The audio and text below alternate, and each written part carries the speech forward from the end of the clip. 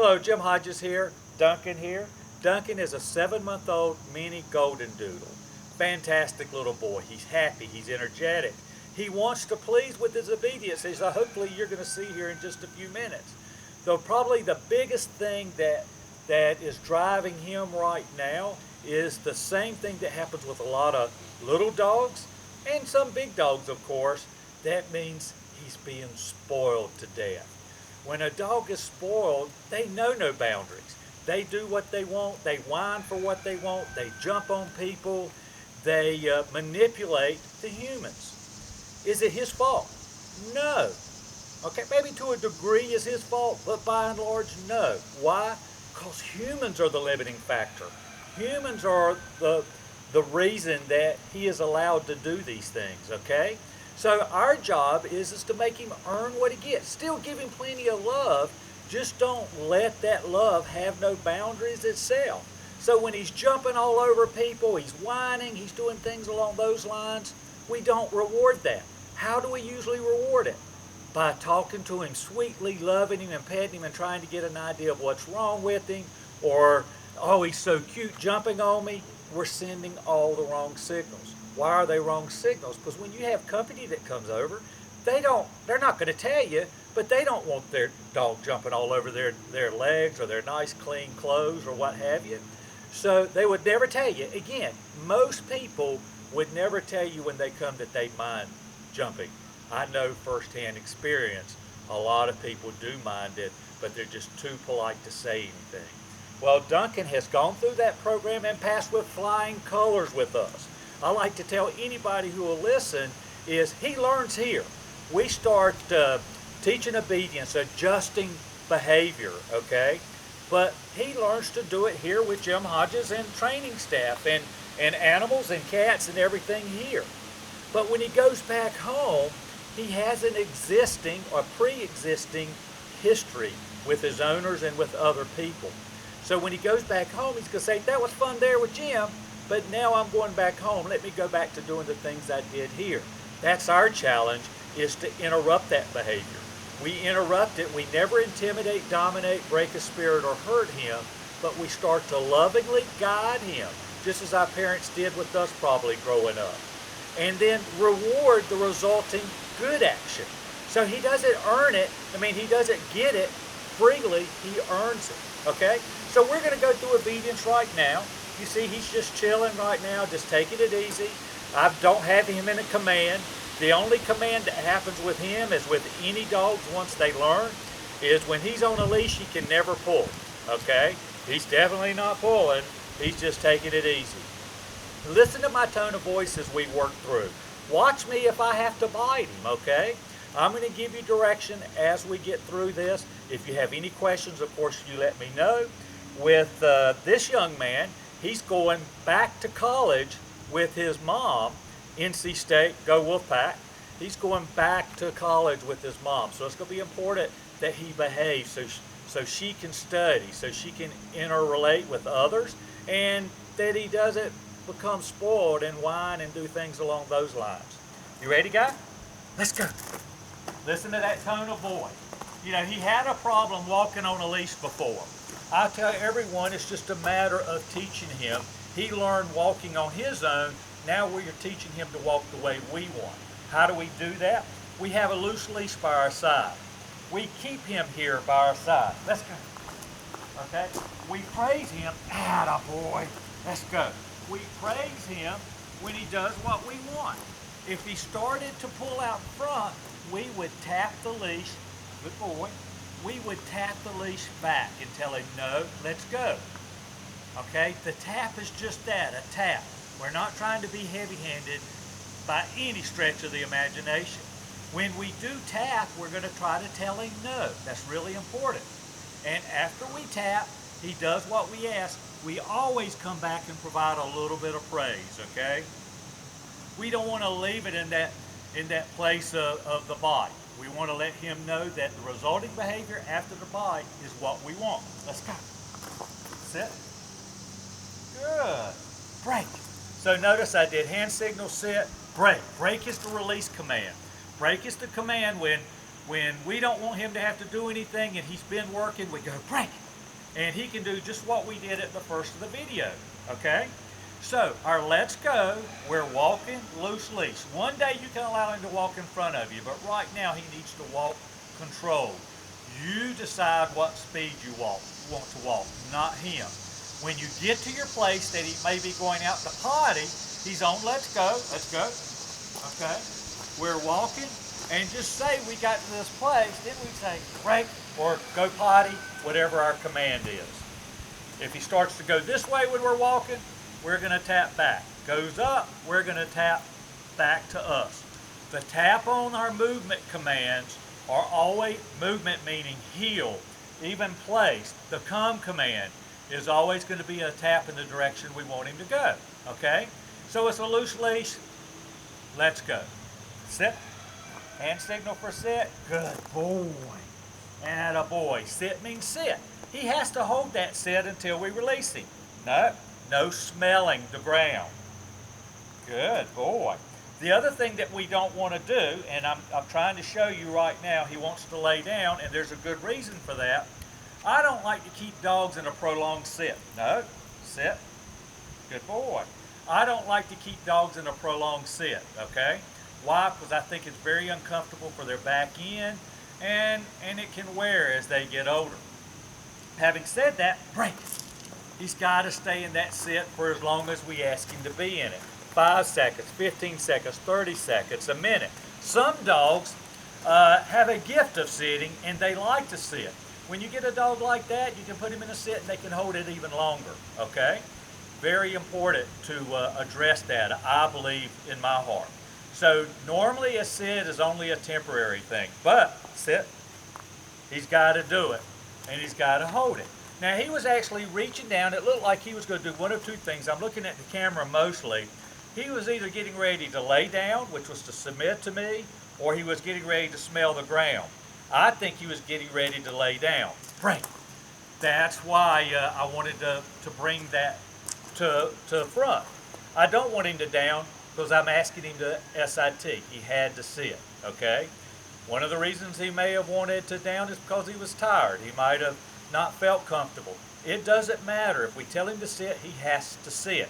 Now it's our job to make sure we don't keep him there too long. Hope that makes sense. If you have a question, comment, let me know, and we'll go from there. You ready, buddy? Let's go. So now we've got our sit. It could be sit. It can be from the front, break. Side, sit, good boy. Down. Hand signal for down from the side. Good boy. Down is down. Now he can stay in a down as long as we want him to be in it. He has to hold it. We put him in a down, we don't have to stay here and be right by his side. If we're going to be here for a long time, we go stay. Now he can relax a little more in down.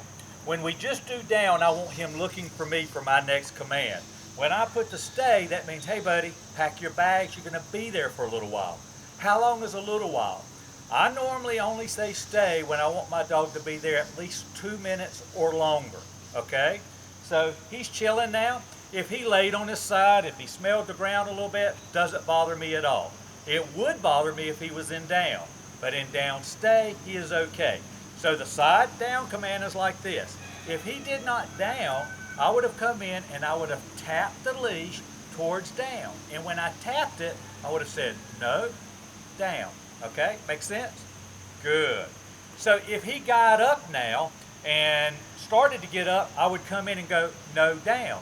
If he got up and moved a few feet, caught us off guard, I would go get him. I would get him and go, no, no, now we're directional. No, no, no, down when I got him back to where he was originally. Hope that makes sense. Attaboy. So we love him. You notice I haven't been giving him any treats yet. We use treats to train all the time. But at some point in time, when he starts to obey us, back that up, we give him treats all the time. Every time we give him a treat, we give him words, attaboy, good boy, and touch. We're trying to associate words, touch, treat, toys at the same time. Having said that, he's not working for treats. He's working because we're the leader. So at some point in time, I start backing off of treats and the actual teaching of training, and he starts obeying me normally. When he does it, I'm going to do my best to praise him physically and verbally. If I wanted to give him a treat, I would have the treat loaded up when he's not looking, okay? And I would call it manna from heaven. We're working, break, let's go. Atta boy, let's walk around, sit. Atta boy, so now I'll give him a treat. Atta boy, good boy, break. So then I wanted to reward him for doing the job well done, okay? So I had the treat, but he wasn't working because I got a treat doing that, okay? There is a time that we're going to do this more than a few times, a few moments or a few times, and we're going to get to that in just a second. All right, so I told you about the down, sit. I didn't show you. You go back and rewind a little bit on the sit. Sit means sit, but if he started to get up or smell the ground, my bite for that would be, no, sit.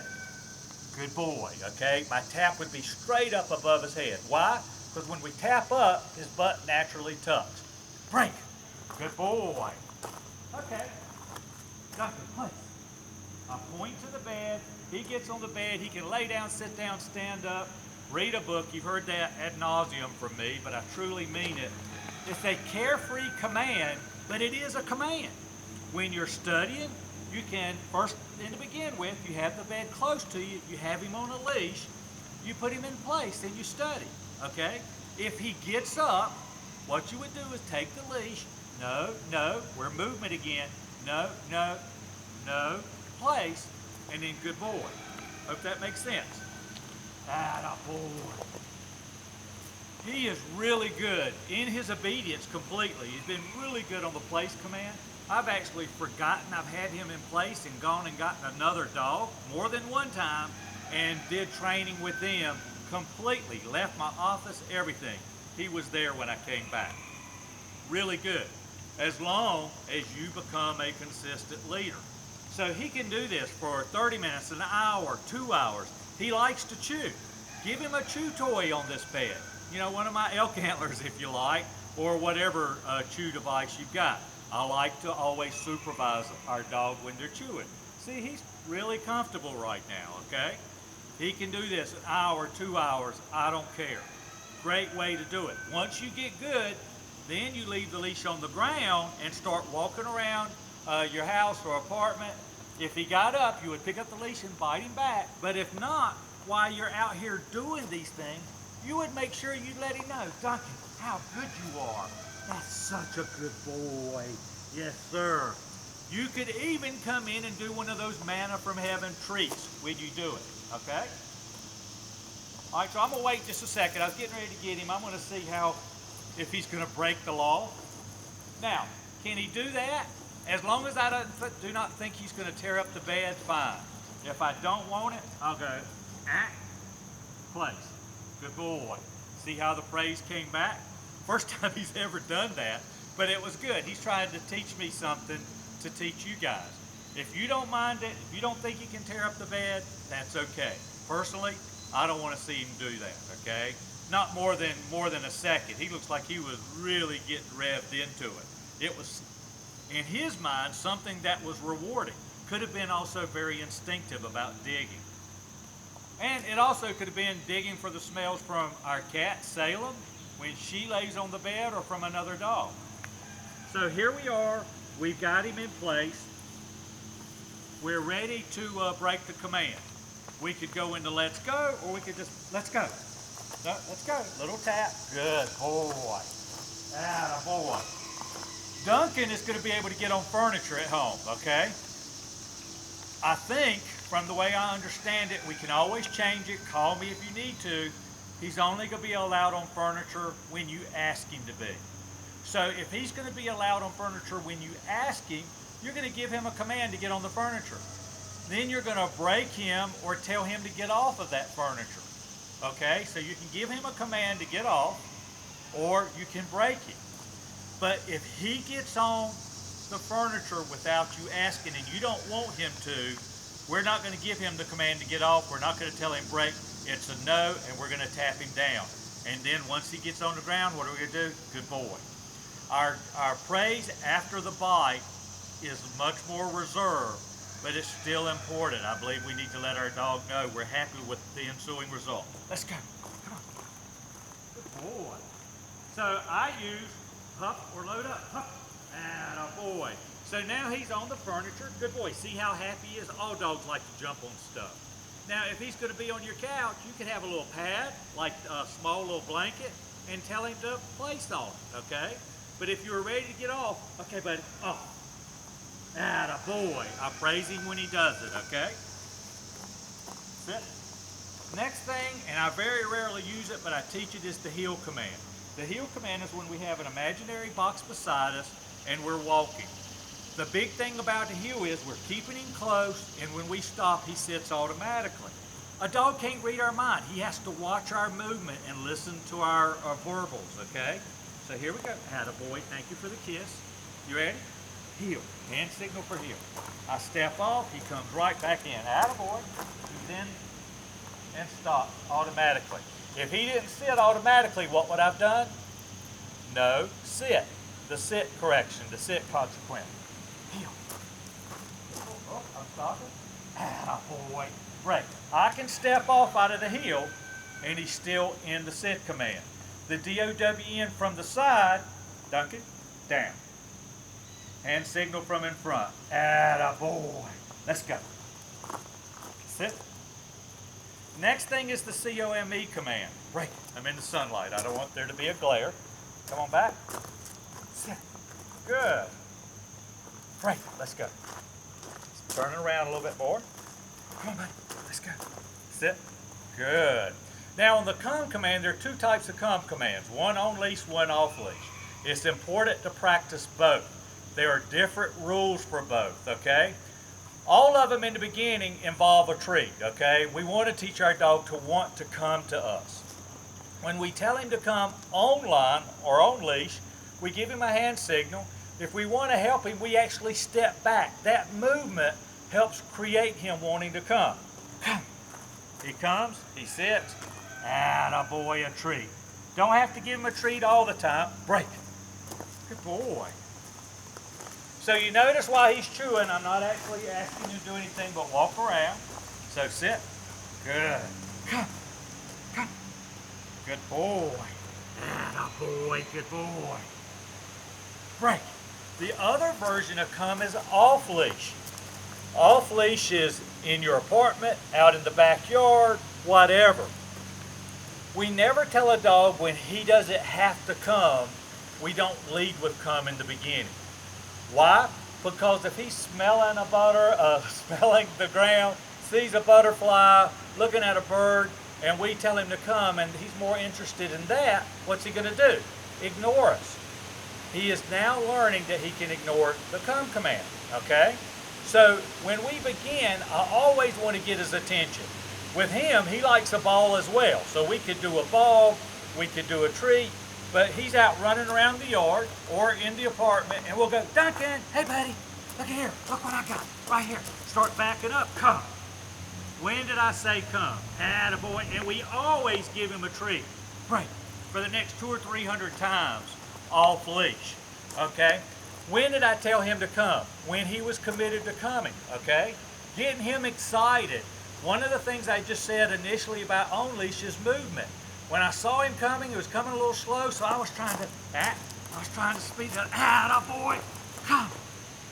What a good boy, Rick. Attaboy, Rick. That's a good boy. Good boy. Sit. Come. Attaboy. Good. So, break. Even off leash, we could be working on that.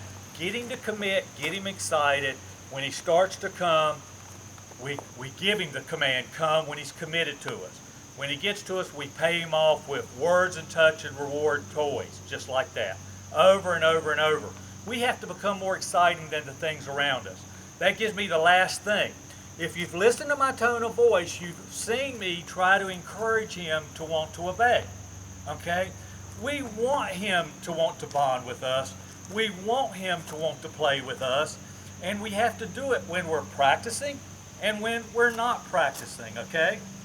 It's so important to never ever give him a command unless you know he's going to do it or you can make him do it. Live by that. Sometimes it's better to say nothing than give him a command and he knowingly can break it or not obey. Last thing about Duncan is because he is a little spoiled, he has a little bit of separation. I don't think it's a true separation anxiety. I think it's just he's used to being with people, and those people will accommodate him when he whines or barks. You never let him out of the crate when he's whining or barking, okay? That's the very first step. When he hushes up, even if it's 30 seconds or a minute, you go tell him, good boy, and you let him out. But we need to practice abstinence. When we go to the crate and open it up, when he is whining and barking, we're basically obeying him, okay? Let's not obey him. Let's let him start to work for us. I promise you he will love you even more than he does now, and you're going to have a dog that's going to be very well behaved and wants to, because he's going to be able to go everywhere. He's going to be able to go on campus. I actually have dogs, Wake Forest University for example, where the dogs have gone to class. Heck, I even had a professor that took his lab to class and taught. And the lab was in a place command up at the front of the room. Everything can be achieved. You just have to work at it, practice it with fun. Build that relationship with your dogs. Of course, my name is Jim Hodges, JimHodgesDogTraining.com. Facebook, Jim Hodges Dog Training. Feel free to reach out to me. Thank you. Bye-bye.